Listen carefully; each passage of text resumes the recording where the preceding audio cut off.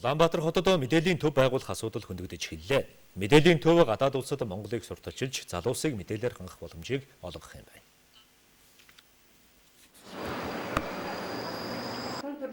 Нийслэлд мэдээллийн төв байгуулахаар номын сангийн удирдлагууд уулзалдаж байгаа нэ. Хотын төв номын санг зөвхөн ном уншлахын газар гэхээсээ илүү өөрийн улсын болон гадаадын улс орнуудын мэдээлэл авдаг хэрэгсэл болгохоор яригдж байна. Номын сан бол мэдээлэл олж авах хамгийн энгийн хэрнээ үр дүнтэй арга байдаг. 1900 онд нийслэлийн хүн ам 560 мянга байхад 21 номын сан байнга ажиллаж тэр болноос мэдээлэл олж авах эрх нь нээлттэй байсан бол одоо хотын хүн ам сая гарчгаад байхад ердөө 5 номын сан ажиллаж байна. Уг нь 100 мянган хүнд нэг номын сан гэдэгч үнэндээ нийслэлчүүд номын хөргөхөөс илүү согтруулах газрын тоог нэмж байгаагаас залуус нь ном уншиж мэдээлэл олж авах хандлага нь өөрчлөгдсөн.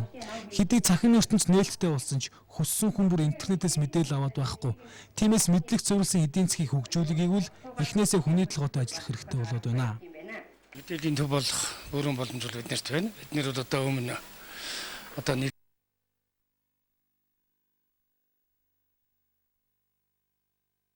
автомобилтын системийг бий болгоцсон. Энэ дээр ойлголоод бид нэр одоо мэдээллийн төв болох юм боломж байгаа юм. Ганцхан одоо техник хэрэгсэл, номын фонтыг сайжруулах ийм шаардлага одоо бидэнд толгосч байгаа. Залуус номын санд тогтоо сууж ном уншиж бусадтай мэдээлэл хуваалцаж байгаа хандлага буурсан гэж ярьж байгаа ч үнэндээ залуус номын санд суухан нэмэгдэж байна. Сүүлийн 3 жилийн дотор ихэд хотын төв номын сан буюу бидний хэлдгээр нацаг дөржин номын сангаар 70 мянган хүн тогтмол үйлчлүүлж 520 мянганд бат ном уншжээ.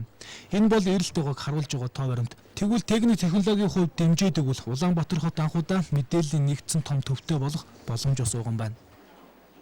Энэ одоо номын санд орчин үеийн хүн одоо өнөөдөр 100-300 хуудастай ном бариад уншихад маш их цаг хугацаа шаарддаг болсон.